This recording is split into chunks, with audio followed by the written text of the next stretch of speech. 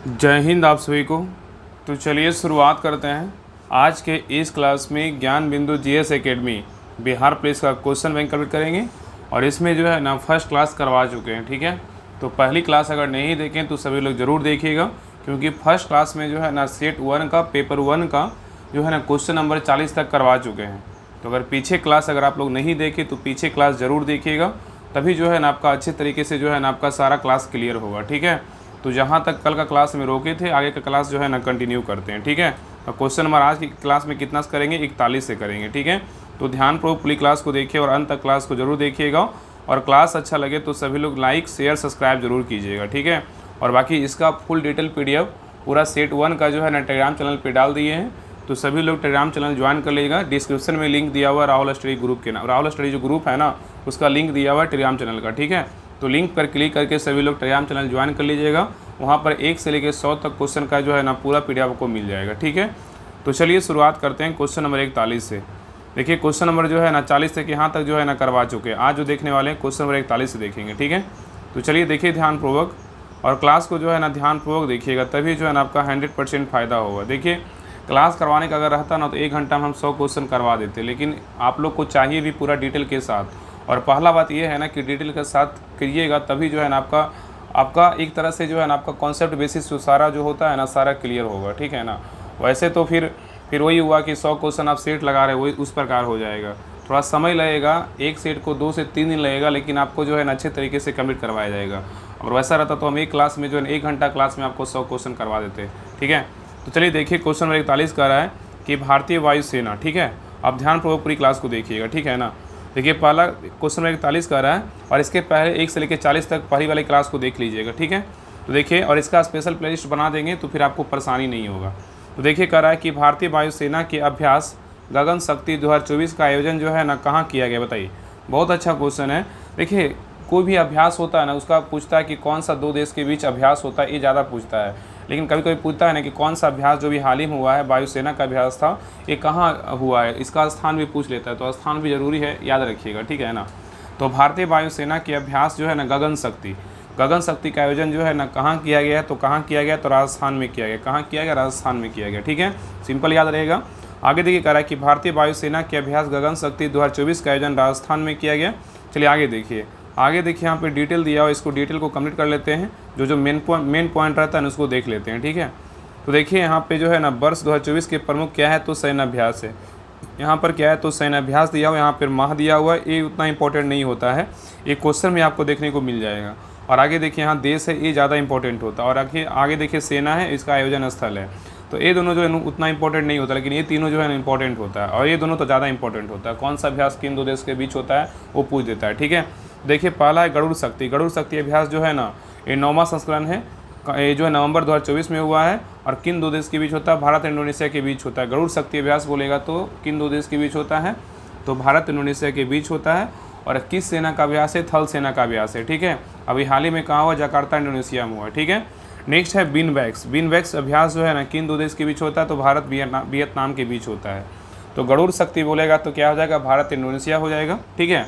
और बिनबैक्स बोलेगा तो भारत वियतनाम के बीच होता है। और ये थल वायुसेना का अभ्यास है। और ये जो है ना अम्बाला और चंडी मंदिर के मतलब वहाँ हरियाणा में हुआ है, ठीक है, याद रखिएगा।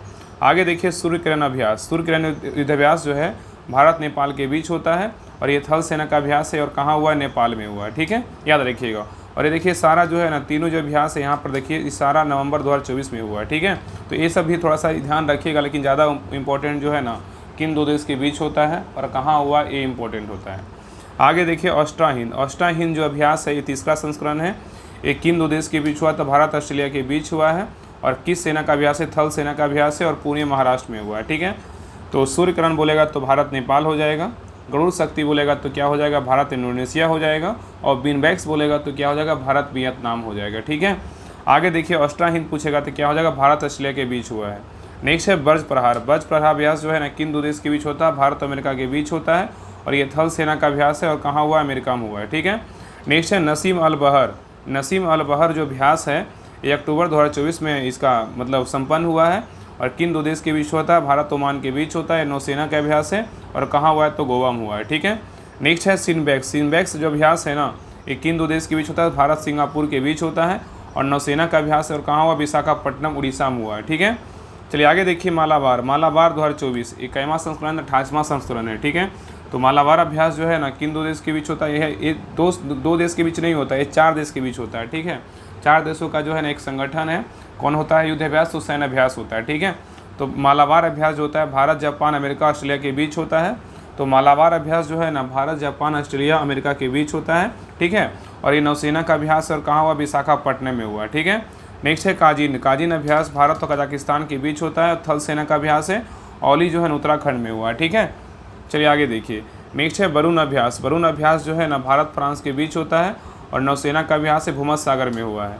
नेक्स्ट है युद्धाभ्यास जो है ना भारत अमेरिका के बीच होता है। थल सेना का अभ्यास है, कहाँ हुआ? राजस्थान में हुआ है।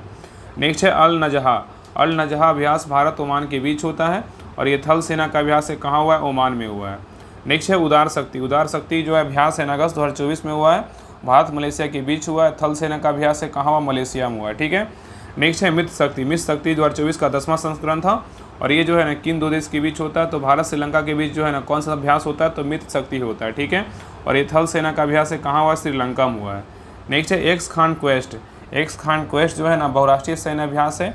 ये थल सेना का अभ्यास उलान बटोर मंगोलिया में हुआ है। ठीक है, चलिए आगे देखिए नेक्स्ट है नोमेडिक एलिफेंट जो है भारत मंगोलिया के बीच होता है।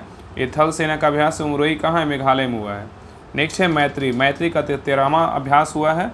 और ये किन दो देश के बीच हुआ है? तो मैत्री जो है ना याद रखिए मित्र बोलेगा तो भारत श्रीलंका हो जाएगा। जब मैत्री का बात करें तो क्या हो जाएगा? भारत और थाईलैंड हो जाएगा। ठीक है, दोनों में कन्फ्यूजन नहीं हो जाएगा कभी नहीं। ठीक है ना, जब मित्र का बोलेगा तो क्या हो जाएगा? भारत श्रीलंका हो जाएगा। जब मैत्री का बात करें तो क्या होगा? भारत और थाईलैंड हो जाएगा। ठीक है, भारत थाईलैंड के बीच हुआ है। और ये थल सेना का अभ्यास है टांग प्रांत थाईलैंड में हुआ है। नेक्स्ट है होपेक्स जो अभ्यास है ना 2024 में हुआ था। और ये होपेक्स जो अभ्यास है भारत और मिस्र के बीच होता है। और ये वायुसेना का अभ्यास है, कहाँ हुआ है? तो मिस्र में हुआ है। नेक्स्ट है जिमेक्स का जो है ना 8वां संस्करण था।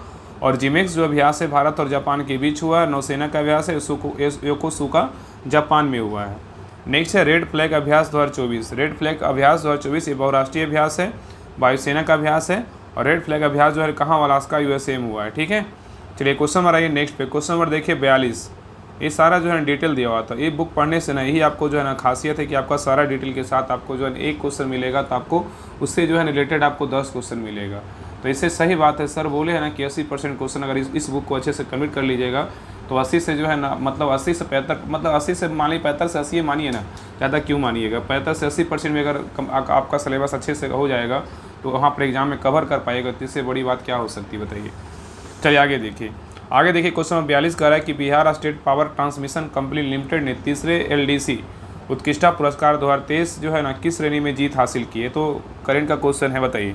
Bihar state power transmission company limited ने तीसरे LDC उत्कृष्टता पुरस्कार 2023 में किस श्रेणी में जीत हासिल की है? तो क्या हो जाएगा?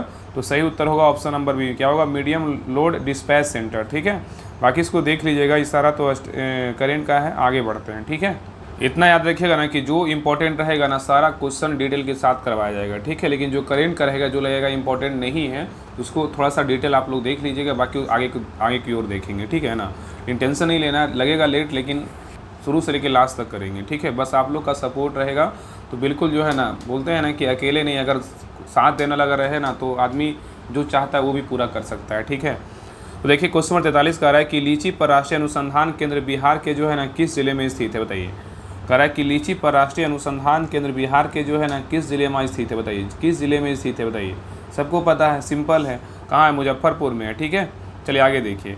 आगे कह रहा है कि लीची पर राष्ट्रीय अनुसंधान केंद्र बिहार के मुजफ्फरपुर जिले में क्या है? तो स्थित है। और बिहार के प्रमुख शोध एवं क्या अनुसंधान संस्थान क्या क्या है इसके बारे में जानते हैं। ठीक है, तो देखिए पहला क्या है? केला अनुसंधान केंद्र कहाँ है? तो गौरोल कहाँ है? वैशाली में है।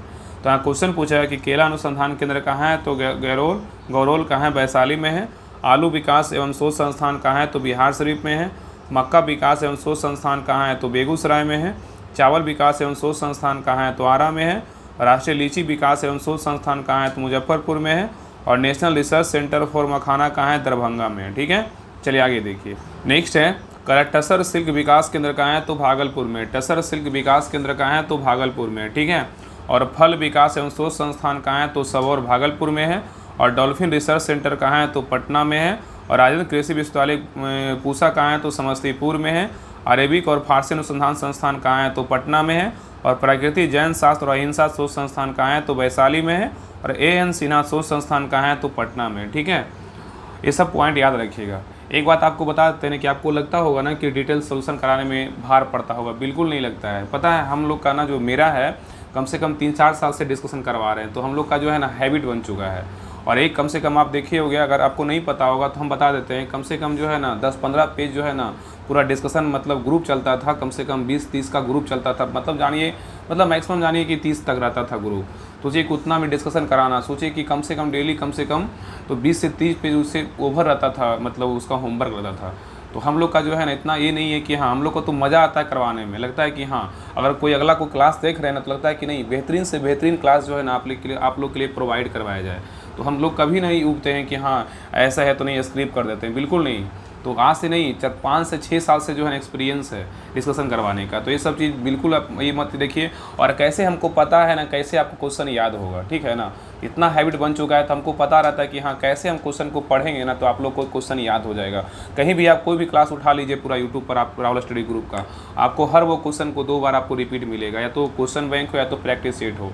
लगता है देखिए, अगर रीड अगर करना रहेगा तो 1 घंटा में जो है ना पूरा जो सेट है ना पूरा खत्म हो जाएगा। लेकिन अगर अच्छे से करवाना रहेगा, देखिए हमें पढ़ना नहीं है, हमें आपको जो है ना याद करवाना है, ये इंपॉर्टेंट होता है। ठीक है, तो हम कभी जो है ना भागते नहीं है कि हाँ डिस्कशन इसको छोड़ देंगे, हम व्यू बढ़ाने के चक्कर में, ऐसा नहीं रहते हैं। आप लोग का प्यार इतना मिल रहा है इसलिए हम बहुत खुश हैं। बस ऐसे ही बस आपका सपोर्ट बना रहेगा ना, बोले ना कि एक है ना अकेले है ना पूरा, अगर आप लोग साथ रहिएगा तो कुछ भी हासिल कर सकते हैं। ठीक है, बस आप लोग साथ बनाए रखिएगा, आपका हर वो चीज़ जो है ना आपका मतलब प्रोवाइड करवाया जाएगा और 100% जो है ना आपका सिलेक्शन होगा। बस विश्वास रख करके जो है ना एक जगह पढ़ाई कीजिए, 100% सिलेक्शन होगा। इसके पहले भी बहुत सारे लोग का सिलेक्शन हुआ है, ठीक है ना। चलिए आगे देखिए, क्वेश्चन नंबर 44 ये कह रहा है कि निम्नलिखित में से कौन सा कारक जनसंख्या गुणवत्ता निर्धारित नहीं कर सकता है, बताइए। कह रहा है निम्नलिखित में से कौन सा कारक जनसंख्या गुणवत्ता का जो है निर्धारित नहीं करता है, बताइए कौन नहीं करता है, बताइए क्या होगा। तो 44 का सही उत्तर होगा ऑप्शन नंबर जो है ना सी, मुद्रास्फीति नहीं करता है लेकिन साक्षरता दर करता है, जीवन प्रत्याशा करता है और लोगों द्वारा अर्जित कौशल निर्माण करता है। ठीक है, याद रखिएगा। आगे देखिए, कह रहा है कि मुद्रास्फीति कर रहा है जनसंख्या गुणवत्ता निर्धारित नहीं करता है। नेक्स्ट कह रहा है जनसंख्या गुणवत्ता को निर्धारित करने वाला कारक है। ठीक है, तो जनसंख्या की गुणवत्ता को निर्धारित करने वाले कारक है क्या है, तो साक्षरता दर है, जीवन प्रत्याशा द्वारा दर्शाए गए व्यक्ति के स्वास्थ्य और देश के लोग द्वारा क्या अर्जित कौशल निर्माण है। ठीक है, नेक्स्ट पॉइंट देखिए, कह रहा है गुणवत्तापूर्ण जनसंख्या से भी बेहतर मानव संसाधन का निर्माण होता है जो किसी देश के प्रगति विकास में क्या है महत्वपूर्ण योगदान देता है। ठीक है, चलिए आगे देखिए। आगे कह रहा है कि मानव संसाधन के बारे में कह रहा है किसी देश के संदर्भ में मानव संसाधन उसकी जनसंख्या में जो है ना पाई जाने वाली क्या योग्यता, क्षमता, कौशल एवं ज्ञान है जो उस देश के लिए जो है ना मानव पूंजी का क्या है निर्माण करता है। ठीक है, तो मानव संसाधन क्या है, तो किसी देश के संदर्भ में मानव संसाधन उसकी जनसंख्या में पाए जाने वाली योग्यता, क्षमता, कौशल एवं ज्ञान है जो उस देश के लिए जो है ना मानव पूंजी का क्या है निर्माण करता है। ठीक है, आगे देखिए, कह रहा कि भारत का साक्षरता दर कितना है, तो 2011 के अनुसार जो है ना 74.04%। ये सब पॉइंट ना याद रखिएगा, ये सब जो है ना एग्जाम की दृष्टि से ना जो 100% क्या है तो महत्वपूर्ण है। ठीक है, तो याद रखिए कि भारत का जो साक्षरता दर है 2011 के अनुसार कितना है, तो 74.04% है। ठीक है, और बिहार का साक्षरता कितना है 2011 के अनुसार, तो 61.82% है। ठीक है, तो दोनों पॉइंट याद रखिएगा। आगे देखिए, कह रहा है जीवन प्रत्याशा के बारे में, कह रहा है किसी व्यक्ति या समूह के लोगों द्वारा समान परिस्थितियों में जीने की अपेक्षित औसत वर्षों की संख्या क्या है, जीवन प्रत्याशा कहलाता है। ठीक है, और जीवन प्रत्याशा को प्रभावित करने वाले कारक क्या है, आर्थिक स्थिति, शिक्षा, बेरोजगार, आवास, स्वास्थ्य सेवा और खास सुरक्षा जैसी चीज़ें क्या है शामिल है। ठीक है, नेक्स्ट कह रहा है कि 2024 में भारत की जीवन प्रत्याशा कितना है, 70.62 वर्ष है। ठीक है, तो 2024 में भारत की जीवन प्रत्याशा कितना है, तो 70.62 वर्ष है। और बिहार की जीवन प्रत्याशा बोलेगा कितना, 69.2 वर्ष है। ठीक है, और नेक्स्ट है मुद्रास्फीति क्या है इसके बारे में जानते हैं। तो कह रहा है जब मांग और आपूर्ति में असंतुलन पैदा होता है तो वस्तुएं और सेवाएं की कीमतें क्या होती है, तो बढ़ जाती है। ठीक है, तो यहाँ पे कह रहा है ना कि जब मांग और आपूर्ति में असंतुलन पैदा होता है तो वस्तुओं और सेवाओं की कीमतें क्या होती है, तो बढ़ जाती है। ठीक है, और कीमतों में इस मुद्रा वृद्धि को मुद्रास्फीति कहते हैं। ठीक है, आगे देख रहा है कि भारत में मुद्रास्फीति गणना 2 सूचियों पर होती है। ठीक है, एक कौन होता है, पहला क्या है, थोक मूल्य सूचकांक। सिंपल याद रखिएगा ना कि भारत में मुद्रास्फीति की जो गणना होती है 2 सूचियों पर होती है। पहला क्या है, तो थोक मूल्य सूचकांक, और दूसरा क्या है, उपभोक्ता मूल्य सूचकांक है। ठीक है, चलिए आगे देखिए। आगे कह रहा है कि 2 से 3% की मुद्रास्फीति दर अर्थव्यवस्था के लिए ठीक होती है, जबकि इससे अधिक मुद्रास्फीति अर्थव्यवस्था के लिए क्या है, हानिकारक होती है। ठीक है, तो यहाँ पे कह रहे हैं कि 2 से 3% की मुद्रास्फीति 2 से 3% की मुद्रास्फीति दर अर्थव्यवस्था के लिए ठीक होती है, 2 से 3 ठीक होता है। ठीक है, जबकि इससे अधिक मुद्रास्फीति अर्थव्यवस्था के लिए क्या होता है, हानिकारक होता है। ठीक है, याद रहेगा। चलिए आगे देखिए। नेक्स्ट कह रहा है कि कौशल निर्माण के बारे में कह रहा है। कौशल निर्माण का अर्थ है उन कौशलों का विकास करना जिनकी कंपनी को अल्पकालिक दीर्घकालिक रूप से जो है आवश्यकता होती है। ठीक है, तथा जो संगठन की भविष्य के योजनाओं के क्या अनुरूप होता है। ठीक है, नेक्स्ट कह रहा है कौशल विकास हेतु भारत सरकार ने प्रधानमंत्री कौशल विकास योजना जो है 2015 से क्या है तो चला रही है। ठीक है, तो कौशल विकास हेतु भारत सरकार ने प्रधानमंत्री कौशल विकास योजना 2015 से क्या है तो चला रही है। ठीक है, चलिए आगे देखिए। क्वेश्चन नंबर 45 कह रहा है कि इनमें से कौन सा गैर बाजार क्रियाओं का क्या उदाहरण है, बताइए। कह रहा है इनमें से कौन सा गैर बाजार क्रियाओं का उदाहरण है, बताइए कौन है। तो 45 का सही उत्तर होगा ऑप्शन नंबर 1, राम के पास एक गाय है, उसका दूध स्वयं उपभोग करता है। ठीक है, ये क्या है तो गैर बाजार क्रियाओं का क्या है उदाहरण है। ठीक है, तो आगे कह रहा है कि राम के पास एक गाय है, इसका दूध वह स्वयं उपभोग करता है, यह गैर बाजार क्रियाओं का क्या है तो उदाहरण है। ठीक है, नेक्स्ट कह रहा है बाजार क्रिया क्या होता है। तो कह रहा है जब कोई व्यक्ति किसान मंडी में बेचने के उद्देश्य से वस्तुओं खदानों का उत्पादन करता है, उसे बाजार क्रिया कहते हैं। ठीक है, तो बाजार क्रिया किसे बोलेंगे, तो जब कोई व्यक्ति किसान मंडी में बेचने के उद्देश्य से वस्तुओं खदानों का उत्पादन करता है तो उसे बाजार क्रिया कहते हैं। ठीक है, नेक्स्ट है गैर बाजार क्रिया क्या होता है। तो कह रहा है जब कोई व्यक्ति किसान अपने परिवार के उपयोग हेतु वस्तुएं खदान का उत्पादन करता है तो उसे जो है ना गैर बाजार क्रिया कहते हैं। ठीक है, चलिए आगे देखिए। क्वेश्चन नंबर देखिए 46 कह रहा है कि बहुराष्ट्रीय निगमों की स्थिति में कौन सा सही नहीं है, बताइए। बहुराष्ट्रीय निगमों की स्थिति में कौन सा सही नहीं है, बताइए। देखिए पहला कह रहा है कि निर्मित उत्पादकों को विश्व स्तर पर बेचा जाता है, बिल्कुल क्या है तो सही है। निर्मित उत्पादों को विश्व स्तर पर बेचा जाता है, बिल्कुल क्या है सही है। और नेक्स्ट कह रहा है कि वस्तुओं व सेवाओं को विश्व स्तर पर उत्पादन नहीं किया जाता, ये क्या है तो गलत है। उत्पादन को बढ़ते हुए जटिल तरीकों से संगठित किया जाता है, ये क्या है तो सही है। तो बी क्या है तो गलत है। ठीक है, चलिए आगे देखिए। आगे कह रहा है कि वस्तुओं व सेवाओं को विश्व स्तर पर उत्पादन नहीं किया जाता है, यह कथन क्या है सही नहीं है। ठीक है, आगे कह रहा है बहुराष्ट्रीय निगम MNC एक ऐसी कंपनी है जो अपने देश के साथ साथ दुनिया भर के अन्य देशों में काम करती है। ठीक है, और यह देश में स्थित एक केंद्रीय कार्यालय रखता है जो इसके सभी अन्य कार्यालयों जैसे प्रशासनिक शाखाओं या कारखानों के प्रबंधन का क्या समन्वय करता है। ठीक है, चलिए आगे देखिए। नेक्स्ट है बहुराष्ट्रीय निगम के मुख्य कार्य क्या है। बहुराष्ट्रीय निगम के मुख्य कार्य क्या है, देखिए पहला कह रहा है कि अंतर्राष्ट्रीय स्तर पर माल के उत्पादन को क्या करना नियंत्रित करना है। ठीक है, नेक्स्ट कह रहा है कि विभिन्न देशों के बीच विभिन्न वस्तुओं के आयात और निर्यात को क्या करना नियंत्रित करना है। ठीक है, नेक्स्ट है वैश्वीकरण क्या है इसके बारे में कह रहा है विश्व के सभी देशों की अर्थव्यवस्था को एक दूसरे के साथ जोड़ने की प्रक्रिया जो है ना वैश्वीकरण कहलाती है। ठीक है, तो वैश्वीकरण किसे कहेंगे, तो विश्व के सभी देशों की अर्थव्यवस्था को एक दूसरे के साथ जोड़ने की प्रक्रिया को जो है ना वैश्वीकरण कहते हैं। ठीक है, और नेक्स्ट कह रहा है कि बहुराष्ट्रीय कंपनियां वैश्वीकरण में मुख्य भूमिका निभा रही है और विभिन्न देशों के बीच अधिक से अधिक वस्तुओं और सेवाओं, निवेश और प्रौद्योगिकी का आदान प्रदान हो रहा है। ठीक है, आगे कह रहा है कि भारत में वैश्वीकरण की शुरुआत 1990 के दशक में हुई है। तो भारत में जो है ना वैश्वीकरण की शुरुआत कब हुआ, 1990 के दशक में हुई है। और PV नरसिम्हा राव को भारत में जो है ना वैश्वीकरण का क्या है तो जनक माना जाता है। ठीक है, तो सिंपल क्वेश्चन पूछेगा कि भारत में वैश्वीकरण का शुरुआत कब हुआ था, तो 1990 से हुआ था। ठीक है, तो भारत में वैश्वीकरण का शुरुआत कब हुआ था, 1990 से हुआ था। और क्वेश्चन पूछेगा कि भारत में वैश्वीकरण का जनक किसे माना जाता है या तो कहा जाता है, तो PV नरसिम्हा राव को कहा जाता है। ठीक है, और वैश्वीकरण के जनक जो है ना पीटर सदरलैंड है और ये पूर्व क्या आयरिश अटॉर्नी जनरल यूरोपीय क्या है कमिश्नर थे। ठीक है, और वित्त वर्ष 23-24 में चीन भारत का सबसे बड़ा क्या है व्यापारिक साझेदार है। ठीक है, आगे देखिए इंग्लिश का क्वेश्चन है honesty is an example of क्या है, बताइए।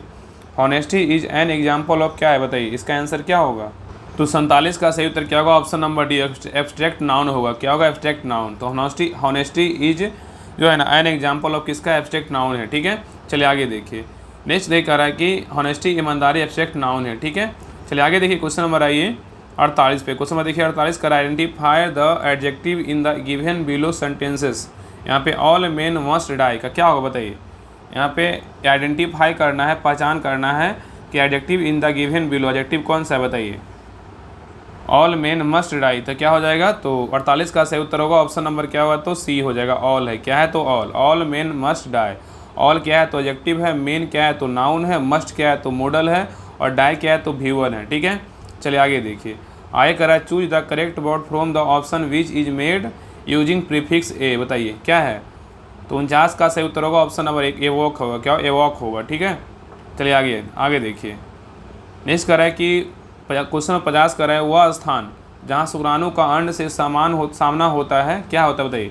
वह स्थान जहाँ शुक्राणु का अंड से सामना होता है क्या होता, बताइए कौन सा स्थान है, तो 50 का सही उत्तर होगा ऑप्शन नंबर 1 डिम वाहिनी है। क्या है, डिम वाहिनी है। ठीक है, तो करा है शुक्राणु का अंड से सामना डिम वाहिनी मतलब फॉलोपियन ट्यूब में होता है। ठीक है, गर्भाशय ग्रीवा यूट्रीन जो है ना क्या है सर्विक्स गर्भाशय का निचला हिस्सा होता है जिसका कार्य गर्भाशय को योनि से जोड़ने का होता है। ठीक है, आगे करा है कि गर्भाशय मतलब यूट्रस 7.5 सेंटीमीटर लंबी और 5 सेंटीमीटर चौड़ी तथा इसके दीवार की मोटाई जो है 2.5 सेंटीमीटर होती है। ठीक है, तो गर्भाशय के बारे में बोल रहा है, गर्भाशय जो है ना 7.5 सेंटीमीटर लंबी और 5 सेंटीमीटर चौड़ी तथा इसकी दीवार की मोटाई 2.5 सेंटीमीटर होती है और इसका वजन जो लगभग जो है ना 35 ग्राम तथा इसकी आकृति नाशपाती जैसी होती है और इसका मुख्य कार्य निषेचन के बाद पुनः बने भ्रूण की सुरक्षा एवं पोषण तथा आहार से प्रदान करना है। ठीक है, आगे देख कर योनि के बारे में कि योनि के द्वारा ही शुक्राणु डिम वाहिनी अंडवाहिनी तक पहुंचती है और यह एक नली के समान रचना है। इसके दीवार पर बॉलबेरी थ्रल ग्रंथियाँ जो है ना पाई जाती है। ठीक है, चलिए आगे देखिए। क्वेश्चन नंबर 51 का है कि डैश मानव शरीर का मुख्य समन्वय केंद्र क्या है, बताइए।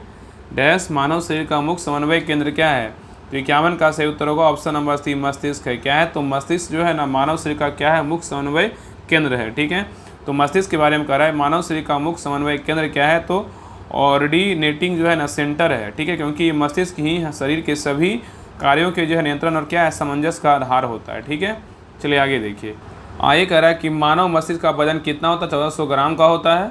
मानव मस्तिष्क का वजन कितना होता है, 1400 ग्राम का होता है और बाहरी आघातों से बचने हेतु मानव मस्तिष्क अस्थियों के खोल क्रेनियम का जो है ना से बंद रहता है। ठीक है, और नेक्स्ट कह रहा है कि मानव मस्तिष्क का सबसे विकसित भाग क्या है, सेरिब्रम है। मानव मस्तिष्क का सबसे विकसित भाग क्या है, तो सेरिब्रम है, जो कि स्मृति, इच्छा शक्ति, ऐच्छिक शक्तियाँ, ज्ञानवाणी, चिंतन व बुद्धिमत्ता क्या है, तो केंद्र है। ठीक है, नेक्स्ट कह रहा है कि थैलेमस दर्द, ठंडा तथा गर्म को पहचाने का कार्य करता है और नेक्स्ट है हाइपोथैलेमस भूख, प्यास, प्यार, घृणा, ताप नियंत्रण आदि के जो है ना केंद्र होता है। कौन, हाइपोथैलेमस। और नेक्स्ट है रक्तदाब, जल के उपापचय, पसीना, गुस्सा, खुशी, इसी के जो है नियंत्रण में काम करता है। ठीक है, चलिए क्वेश्चन नंबर 52 पे करा कठोर कैल्शियम कार्बोनेट का बना हुआ कंकाल किसका गुण है, बताइए। कठोर कैल्शियम कार्बोनेट का बना हुआ कंकाल किसका गुण है, बताइए। तो 52 का सही उत्तर होगा ऑप्शन नंबर सी मोलस्का का है। किसका है, मोलस्का का है। ठीक है, तो कठोर कैल्शियम कार्बोनेट का बना हुआ कंकाल किसका है, मोलस्का का गुण है। ठीक है, आगे करा मोलस्का जो है ना समुद्री, ताजे पानी और स्थलीय पर्यावरण में पाए जाते हैं और प्रोटोकार्डेटा का कंकाल कठोर नहीं बल्कि एक जो है ना नम कार्टिलेजिनस जो है ना कंकाल का बना होता है। तो कह रहा है कि प्रोटोकार्डेटा का कंकाल कठोर नहीं बल्कि एक नम कार्टिलेजिनस जो है ना कंकाल का बना होता है। ठीक है, आगे देख रहा है कि ऑर्थोपोडा का कंकाल कठोर होता है परंतु यह काइटिन का बना होता है, ना कि कैल्शियम कार्बोनेट का। ठीक है, नेक्स्ट कह रहा है इकाइनोडर्मेटा का भी कंकाल कठोर होता है जो कि कैल्शियम कार्बोनेट से बना होता है। ठीक है, चलिए आगे देखिए। क्वेश्चन नंबर 53 कह रहा है निम्नलिखित में से कौन सा कथन लिम्फ मतलब लसिका के संदर्भ में गलत है, बताइए। कह रहा है निम्नलिखित में से कौन सा कथन जो है ना लिम्फ मतलब लसिका के संदर्भ में गलत है, बताइए। तो 53 का सही उत्तर होगा ऑप्शन नंबर डी। उपयुक्त सभी कथन क्या है, तो सत्य है। लसिका परिवहन का कार्य करते बिल्कुल क्या है, तो सही है। लसिका प्लाज्मा के समान व रंगहीन होता है और लसिका आंत से पंचित अवशोषित अमीनो अम्ल का क्या है, परिवहन करती। तो ए, बी और सी क्या है, बिल्कुल सही है। ठीक है, चलिए आगे देखिए। आगे करा है कि लसिका तंत्र के 5 मुख जो है ना काय निम्नलिखित है। पहला क्या है, तो लसिका तंत्र शरीर के ऊतकों से रिसने वाले लसिका को बाहर निकालता और उसे जो है रक्त प्रणाली में जो है भेज देता है। ठीक है, आगे करा यह तंत्र आंतों में वसा में घुलनशील विटामिन और प्रोटीन को अवशोषित कर उन्हें वापस रक्त प्रवाह में क्या है, पहुंचाता है। ठीक है, नेक्स्ट करा है कि लसिका तंत्र प्रतिरक्षा प्रणाली का हिस्सा है जो रोगाणु और अन्य प्रदेशों से लड़ने के लिए श्वेत रक्त कोशिकाओं और अन्य प्रतिरक्षा जो है ना कोशिकाओं का उत्पादन और क्या है उत्सर्जन करता है। ठीक है, चलिए आगे देखिए। नेक्स्ट करा है कि लसिका तंत्र लसिका को छानकर अवशिष्ट उत्पादों और अवस्थ कोशिकाओं को हटाना और उनके शरीर से बाहर निकालना जो है, ठीक है। रक्त में विषाक्तता पदार्थों को अक्सर नोड्स द्वारा जो है ना चुनिंदा रूप से फिल्टर किया जाता है, ठीक है। चलिए आगे देखिए, क्वेश्चन नंबर 54 कह रहा है एक अपसारी दर्पण है, बताइए क्या है, बताइए एक अपसारी दर्पण है, बताइए क्या है। तो कह रहा है कि एक अपसारी दर्पण क्या है, बताइए एक अपसारी दर्पण क्या है। तो क्या है, इसका सही उत्तर होगा ऑप्शन नंबर बी, एक उत्तल दर्पण है। क्या है, तो एक उत्तल दर्पण है, ठीक है। चलिए आगे देखिए, आगे कह रहा है एक अपसारी दर्पण, एक अपसारी दर्पण एक उत्तल दर्पण है क्योंकि जब प्रकाश की किरणें उत्तल दर्पण पर पड़ती है तो वे परावर्तन के बाद जो है ना अपसारी हो जाती है, ठीक है। तो याद रखिए कि एक अपसारी दर्पण क्या है, एक उत्तल दर्पण है क्योंकि जब प्रकाश की किरणें उत्तल दर्पण पर पड़ती है तो वे परावर्तन के बाद क्या होती है, तो अपसारी हो जाती है, ठीक है। अर्थात ये किरणें दर्पण की परावर्तक सतह से टकराने के बाद क्या होती है, विचलित हो जाती है, ठीक है। यहाँ तक याद रखिएगा। चलिए आगे देखिए, आगे कह रहा अवतल दर्पण को अभिसारी दर्पण कहा जाता है। याद रखिएगा अवतल दर्पण को क्या बोलते हैं, अ से अवतल अ से अभिसारी, ठीक है। तो अवतल दर्पण को अभिसारी दर्पण कहा जाता है क्योंकि जो है ना यह अनंत से आने वाली किरणों को क्या करता है, सिकोड़ता है, ठीक है। नेक्स्ट पॉइंट कर रहा है उत्तल दर्पण के बारे में, कह रहा है कि जिस गोलीय दर्पण का परावर्तक सतह उभरा रहता है उसे क्या कहते हैं, उत्तल दर्पण कहा जाता है, ठीक है। तो कह रहा है उत्तल दर्पण किसे कहेंगे, तो कह रहा है जिस गोलीय दर्पण का परावर्तक सतह उभरा रहता है उसे क्या कहेंगे, उत्तल दर्पण कहा जाता है, ठीक है। आगे देखिए, आगे कह रहा है उत्तल दर्पण से बने प्रतिबिंब कैसा होता है, इसके बारे में जानते हैं। तो कह रहा है इस दर्पण से बना प्रतिबिंब सदैव दर्पण के पीछे उसके ध्रुव और फोकस के बीच वस्तु से छोटा एवं क्या होता है, आभासी बनता है, ठीक है। तो कह रहा है उत्तल दर्पण से बने प्रतिबिंब क्या होता है, तो कह रहा है इस दर्पण से बना प्रतिबिंब सदैव दर्पण के पीछे उसके ध्रुव और फोकस के बीच वस्तु से छोटा, सीधा एवं क्या बनता है, आभासी बनता है, ठीक है। याद रखिएगा। आगे कह रहा है यदि किसी वस्तु की उत्तल दर्पण से दूरी बढ़ाई जाए, कह रहा है यदि किसी वस्तु की उत्तल दर्पण से दूरी बढ़ाई जाए तो दर्पण से बने आभासी एवं सीधे प्रतिबिंब का आकार क्या होता है, तो छोटा होता जाता है तथा उसकी स्थिति दर्पण के बीच ध्रुव से फोकस की ओर क्या होता है, खिसकती जाती है, ठीक है। आगे देखिए उत्तल दर्पण का उपयोग कहाँ कहाँ होता है, इसके बारे में जानते हैं, ठीक है। देखिए कह रहा उत्तल दर्पण का प्रयोग कहाँ होता है, तो ट्रक या मोटर कारों में चालक के बगल में पृष्ठ दर्पण उत्तल में दर्पण का प्रयोग होता है, ठीक है। तो ट्रक या मोटर कारों में चालक के बगल में पृष्ठ देखने के लिए जो है ना उत्तल दर्पण का प्रयोग होता है, ठीक है। दूसरा उदाहरण क्या है, तो सड़क पर लगे परावर्तक लैंपों में उत्तल दर्पण का जो है ना प्रयोग होता है। तो क्वेश्चन आएगा कि सड़क में लगे परावर्तक लैंपों में जो है ना किस दर्पण का प्रयोग होता है, तो उत्तल दर्पण का प्रयोग होता है, ठीक है। सिंपल याद रखिएगा। आगे देखिए अवतल दर्पण के बारे में कह रहा है जिस गोलीय दर्पण का परावर्तक तल धंसा रहता है उसे क्या बोलेंगे, तो अवतल दर्पण कहते हैं, ठीक है। तो जिस गोलीय दर्पण का परावर्तक तल धंसा रहता है उसे क्या बोलेंगे, तो अवतल दर्पण कहा जाता है, ठीक है। याद रखिएगा। आगे देखिए अवतल दर्पण के जो है ना उपयोग कहाँ कहाँ होता है, तो अवतल दर्पण का उपयोग कहाँ कहाँ होता है, इसके बारे में जानते हैं। देखिए पहला उदाहरण क्या है, तो बड़ी फोकस दूरी वाला अवतल दर्पण दाढ़ी बनाने में जो है ना काम आता है, ठीक है। तो बड़ी फोकस दूरी वाला अवतल दर्पण दाढ़ी बनाने में क्या होता है, तो काम आता है। तो क्वेश्चन सीधा सिंपल याद रखिएगा कि दाढ़ी बनाने में जो है ना किस दर्पण का प्रयोग करते हैं, तो अवतल दर्पण का प्रयोग करते हैं, ठीक है। आँख, कान एवं नाक के डॉक्टर द्वारा उपयोग में लाया जाने वाला क्या होता है, तो अवतल दर्पण का ही प्रयोग करता है, ठीक है। नेक्स्ट है गाड़ी के हेडलाइट एवं सर्च लाइट में किस दर्पण का प्रयोग करते हैं, तो अवतल दर्पण का ही प्रयोग करते हैं, ठीक है। आगे कह रहा है कि सौर भट्ठी में सूर्य प्रकाश को केंद्रित करने के लिए अवतल दर्पण का ही प्रयोग होता है, ठीक है। नेक्स्ट देखिए समतल दर्पण के बारे में जानते हैं। समतल दर्पण क्या है, ठीक है। तो कह रहा है समतल दर्पण से प्राप्त प्रतिबिंब सदैव आभासी, सीधा तथा वस्तु के आकार क्या होता है, बराबर होता है। तो याद रखिए कि समतल दर्पण से प्राप्त प्रतिबिंब सदैव आभासी, सीधा तथा वस्तु के आकार के क्या होता है, बराबर होता है, ठीक है। नेक्स्ट पॉइंट कर रहा है कि प्रतिबिंब दर्पण के पीछे उतनी दूरी पर बनता है जितनी दूरी पर दर्पण के जो है ना सामने रखा हो, ठीक है। आगे कह रहा है कि समतल दर्पण में किसी वस्तु का पूरा प्रतिबिंब देखने हेतु दर्पण की ऊंचाई वस्तु की ऊंचाई का क्या होना चाहिए, आधा होना आवश्यक है, ठीक है। तो समतल दर्पण में किसी वस्तु का पूरा प्रतिबिंब देखने हेतु दर्पण की ऊंचाई वस्तु की ऊंचाई का क्या होना है, आधा होना क्या होता है, आवश्यक होता है, ठीक है। नेक्स्ट पॉइंट कर रहा है कि समतल दर्पण में कोई वस्तु दर्पण के सापेक्ष भी चाल से गतिमान हो तो वस्तु और प्रतिबिंब के सापेक्ष गति क्या होगा, तो 2v होगा, ठीक है। तो समतल दर्पण, देखिए क्वेश्चन यहाँ ये भी पूछ देता है, क्वेश्चन ऐसे दे देगा कि समतल दर्पण में कोई वस्तु दर्पण के सापेक्ष भी चाल से गतिमान हो तो वस्तु और प्रतिबिंब के सापेक्ष गति क्या होगी, तो 2v होगी, ठीक है। याद रखिएगा। आगे कह रहा है कि समतल दर्पण का उपयोग कहाँ होता है, तो पहला उदाहरण है कि दैनिक जीवन में समतल दर्पण का उपयोग आईने के रूप में जो है ना किया जाता है, ठीक है। तो दैनिक जीवन में समतल दर्पण का उपयोग आईने के रूप में किया जाता है और नेक्स्ट है बहुदर्शी और परिदर्शी।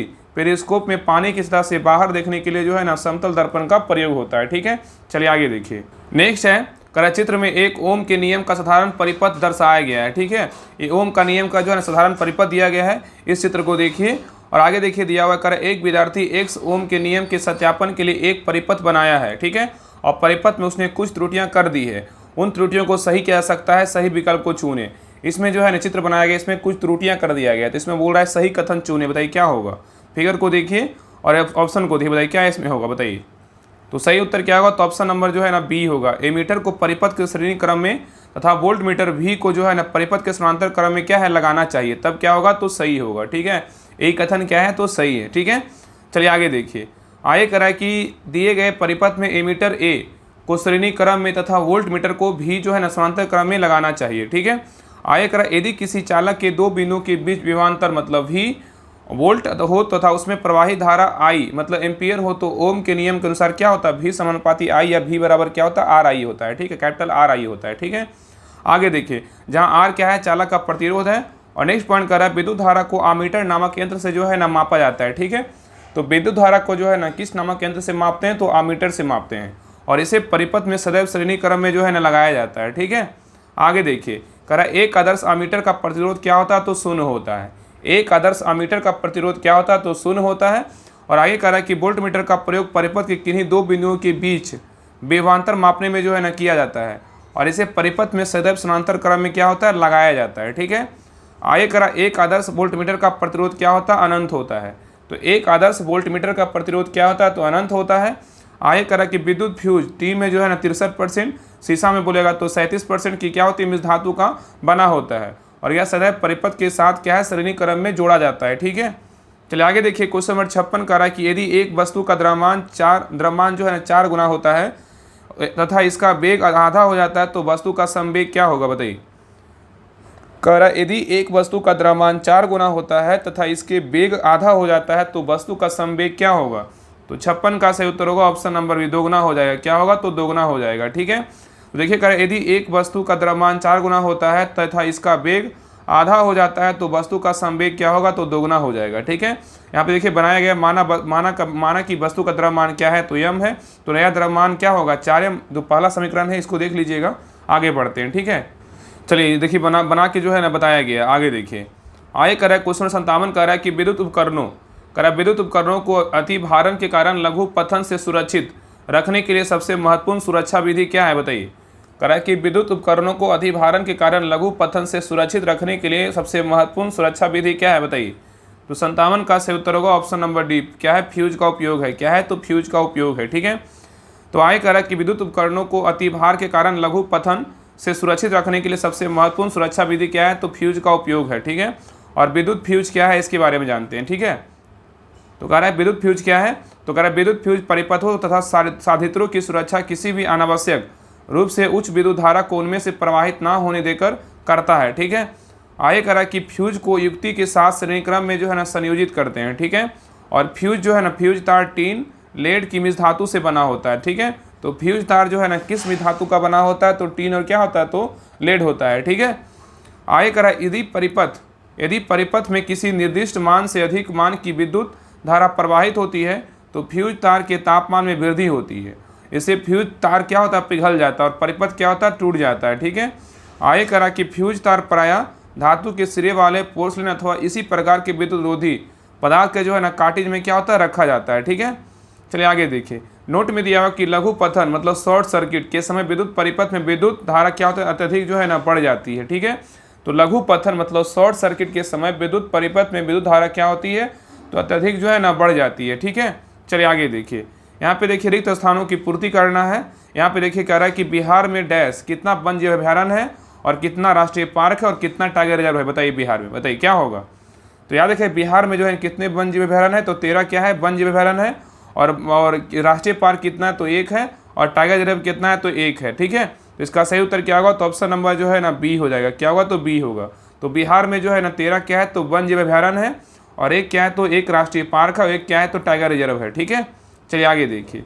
आगे कह रहा है कि बिहार में 13 वन्य जीव अभयारण्य, 1 राष्ट्रीय पार्क और 1 क्या है तो टाइगर रिजर्व है। ठीक है, और बिहार में एकमात्र राष्ट्रीय उद्यान बोलेगा तो कौन सा है वाल्मीकि राष्ट्रीय उद्यान है। जो पश्चिमी चंपारण जिले में क्या है तो स्थित है, ठीक है। और यह बाघ संरक्षण के लिए भी क्या है समर्पित है। और 800 जो है ना और 898.93 वर्ग किलोमीटर में क्या है तो यह फैला हुआ है, ठीक है। चलिए आगे देखिए। आगे देखिए नेक्स्ट कह रहा है कि बिहार के प्रमुख अभ्यारण्य के बारे में देखिए दिया हुआ है डिटेल। यहाँ पे देखिए अभ्यारण्य है और आप यहाँ क्या है जिला है, ठीक है। तो गौतम बुद्ध वन जीव अभ्यारण्य कहाँ है तो गया में है। कहाँ है? गया में, ठीक है। तो गौतम बुद्ध जो है ना वन जीव अभ्यारण्य कहाँ है तो गया में है। और नेक्स्ट है भीम बांध अभ्यारण्य कहाँ है तो मुंगेर में है। कांवर झील पक्षी अभ्यारण्य कहाँ है तो बेगूसराय में है। कुशेश्वर स्थान पक्षी विहार अभ्यारण्य कहाँ है तो दरभंगा में है। नागी डैम पक्षी अभ्यारण्य कहाँ है तो जमुई में है। और नकटी डैम जलाशय पक्षी अभ्यारण्य कहाँ है तो जमुई में है। और नेक्स्ट है सलीम अली जुबा सहनी वैडेला झील पक्षी अभ्यारण्य कहाँ है तो वैशाली में है। और नेक्स्ट देखिए कह रहा है कि पंत वन जीव अभ्यारण्य कहाँ है तो राजगीर नालंदा में है। पंत वन जीव अभ्यारण्य कहाँ है? राजगीर नालंदा में है। रजौला जो है रजौली बोल सकते हैं, रजौली वन जीव अभ्यारण्य कहाँ है तो नवादा में है, ठीक है। आगे कह रहा है कि विक्रमशिला गंगेर डॉल्फिन अभ्यारण्य कहाँ है तो भागलपुर में है। और नेक्स्ट है उदयपुर वन जीव अभ्यारण्य कहाँ है तो पश्चिमी चंपारण में है।